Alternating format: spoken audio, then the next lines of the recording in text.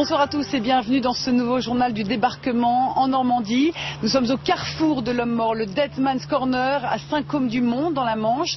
Nous avons quitté le littoral, vous le voyez, pour vous emmener dans les terres et vous parler du débarquement aérien qui a précédé le débarquement sur les plages dans la nuit du 5 au 6 juin 1944. Alors ici à Saint-Côme-du-Mont, c'était la drop zone des parachutistes américains de la 101e Airborne. Ce musée derrière moi leur est dédié, on en parlera dans un instant. Avant le 6 juin, le musée réserve un espace à des reconstituteurs qui ont établi un camp. C'est là-bas qu'on vous retrouve, Laurent Marville. Bonsoir. Bonsoir Guénel, bonsoir à tous. Un camp, vous allez me rejoindre dans quelques minutes, un camp dédié à ces paras de la 101e Airborne, ces aigles hurlants, un camp comme il y a 70 ans, car c'était vraiment ici leur terrain d'action, cette région de Saint-Côme-du-Mont et de 40 ans où tout à l'heure, dans l'après-midi, a eu lieu une cérémonie d'inauguration d'un monument à la mémoire et en hommage au lieutenant-colonel Cole, qui avec ses hommes de la 101e, c'est l'un des officiers supérieurs de l'unité, a pris la ville de 40 ans après des combats acharnés contre les parachutistes allemands, parfois à la baïonnette. Et parmi ces paras américains, il y avait, croyez-le ou non, un Français. Il s'appelle Raymond Defer. Il avait immigré aux USA à l'adolescence avec ses parents. Il s'est retrouvé embarqué dans cette grande aventure guerrière du débarquement et de la bataille de Normandie. Il n'était jamais revenu en Normandie. Sylvain Houil et Claude Leloche l'ont rencontré tout à l'heure. Le lieutenant-colonel Cole, baïonnette au fusil, symbole d'une ville libérée au corps à corps. Raymond Defer l'a vécu. À l'âge de 15 ans, il quitte la Franche-Comté pour les États-Unis dans l'espoir d'une vie meilleure. Son retour en France se fait sous l'uniforme américain. En 1944, il participe avec la 101e Airborne à la libération de 40 ans. Les combats seront particulièrement meurtriers. Moi j'étais infirmier, médic, premier secours. Oui. Beaucoup de travail durant la bataille de 40 ans, énormément de victimes, de blessés. Il y a eu des blessés, oui, il y en a eu des blessés, oui. J'étais bien occupé. Oui, beaucoup de malheurs qui arrivent ici. C'est des choses à oublier. Oui. Les témoins de cette nuit surréaliste... Raymond n'était jamais revenu en Normandie. Trop de souvenirs douloureux, une vie loin, en Floride. C'est son neveu resté en France qui l'a convaincu. Ça me fait plaisir qu'il puisse venir être honoré un petit peu aujourd'hui, et demain, et puis le 6 juin aussi, puisque je pense que c'est le 70e anniversaire, donc voilà, il a 91 ans, et je ne sais pas s'il aura l'occasion de revenir encore souvent ici en Normandie. Il explique n'avoir jamais fait que son job et n'en dira pas plus. Réservé, humble, ce vieux monsieur de 91 ans sera bien malgré lui honoré le 6 juin, comme il se doit. En début d'après-midi, on a vu passer au-dessus de nos têtes des C-47, une dizaine, ces fameux Dakota avec à leur bord des parachutistes. Ils devaient sauter en plein jour. La météo, malheureusement, leur était défavorable, trop de vent. Ils sont restés finalement dans leur avion. Le 6 juin, ça ne s'est pas passé tout à fait comme ça, Laurent. Non, c'est le moins qu'on puisse dire. D'abord, c'était la nuit, il y avait la DCA allemande et puis ils n'avaient pas vraiment le choix. Il y a 70 ans, il fallait sauter, go, go, go, oui, jump. Et pour eux, la région autour de 40 ans et de Saint-Côme, ces marais du Cotentin et du Bessin se sont transformés pour beaucoup en pièges mortels. Ces marais inondés par les Allemands, par Rommel, et eux, les paras-américains surchargés avec leur matériel de plusieurs dizaines de kilos, 20, 30, 40 kilos. Eh bien, beaucoup de ces paras se sont noyés dans les marais. 75% des effectifs de la 101e étaient soit blessés, soit disparus, soit faits prisonniers. Et 40 ans dont c'était vraiment la journée, eh bien, il y avait tout à l'heure, en fin d'après-midi, une grande cérémonie officielle à 40 ans avec des officiels, donc dont le maire de la ville, Jean-Pierre Leneur, qui était notre invité ce midi dans le journal, le préfet, et puis de hauts gradés, dont le général, chef d'état-major de l'OTAN, qui participera à un grand dîner officiel tout à l'heure à 40 ans. Guénel. Retour à Saint-Côme-du-Mont, Dead Man's Corner, vous l'avez dit Laurent, les parachutistes américains ont bien sauté le 6 juin 1944. Tous ne sont pas arrivés à destination, loin de là. Pourtant, ils ont réussi à remplir leur mission, une mission que nous rappellent Sabine Daniel et Patrick Mertz. Pour la 101e Airborne, qui a sauté sur la drop zone de Saint-Côme-du-Mont, l'objectif principal était la prise de 40 ans, qui est donc le nœud routier et le nœud ferroviaire. Et c'était obligatoire pour eux de prendre cette ville de 40 ans pour relier les forces débarquées à Utah Beach avec les forces débarquées à Omaha Beach. Les Allemands l'avaient bien compris. Ils avaient donc mis une unité d'élite pour défendre cette ville, qui était donc le 6e régiment de parachutistes allemands, ceux qui ont été surnommés donc les fameux Diables Verts. Ça devait être pris très très vite. la maison sera vraiment prise le 8 et 40 ans, qui était un objectif principal, ne sera pris que le 12 juin.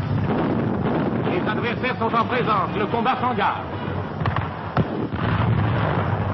Ils ne s'attendaient pas à rencontrer cette résistance, et donc lorsqu'ils sont arrivés ici le 7 juin, qu'ils ont pris cette maison, un char en provenance directe du Tabitch a été détruit juste ici à l'endroit où il y a la barrière, et le char a été détruit avec tout l'équipage à l'intérieur, sauf le chef de char qui lui est resté pendu pendant plusieurs heures à la tourelle du char, et donc tous les parachutistes américains qui se sont regroupés ici ont appelé cet endroit le carrefour de l'homme mort, le carrefour où l'homme a été tué, et ça s'appelle donc le Dead Man's Corner dans tous les livres d'histoire de la 101e Airborne.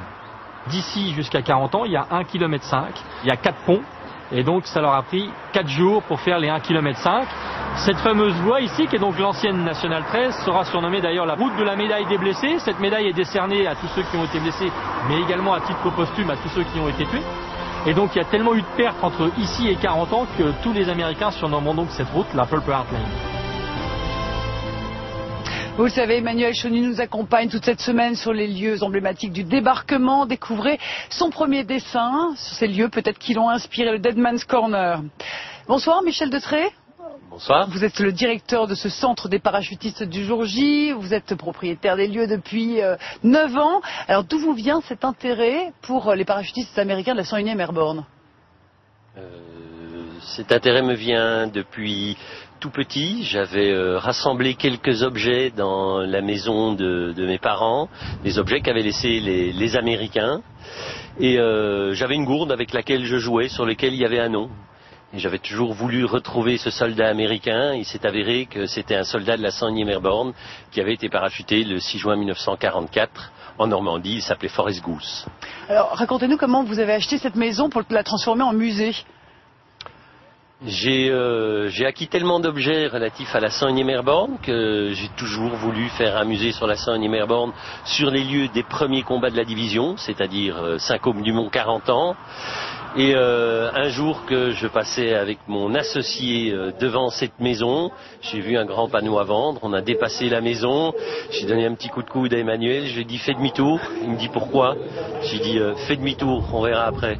Et puis on est arrivé devant la maison, il a regardé le panneau à vendre, il m'a regardé, il a dit non, j'ai dit oui, c'est là. Et vous avez fait demi-tour, donc vous êtes allé tout de suite acheter cette maison. Mais le 6 juin 1944, cette maison était occupée par les parachutistes allemands, les Diables Verts.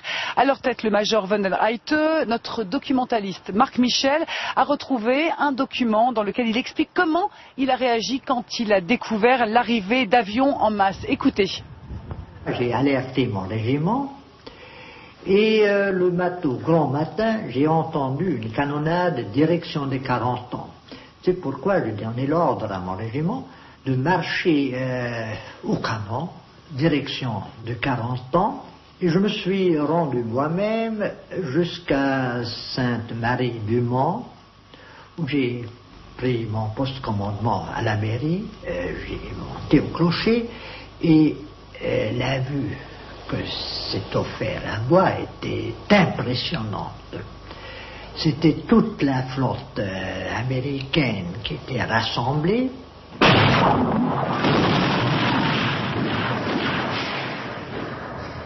Une interview qui date de 1970. Michel Detré, vous le disiez, vous avez commencé à accumuler des objets. Vous n'exposez que 10% de ces objets? Pour l'instant, nous n'avons pas la place d'exposer plus parce qu'on ne peut pas pousser les murs de la maison. C'est pour ça que nous travaillons depuis des années à une extension du musée qui se trouvera derrière le bâtiment du Dead Man's Corner et nous espérons ouvrir cela pour l'année prochaine, donc pour 2015. Alors chaque été vous faites une exposition temporaire, c'est l'occasion peut-être de montrer de nouveaux objets. Parlez-nous de cette exposition qui a commencé depuis fin mai. Alors pas exactement chaque été, chaque décennie. Chaque anniversaire, c'est celui-ci pour le 70e.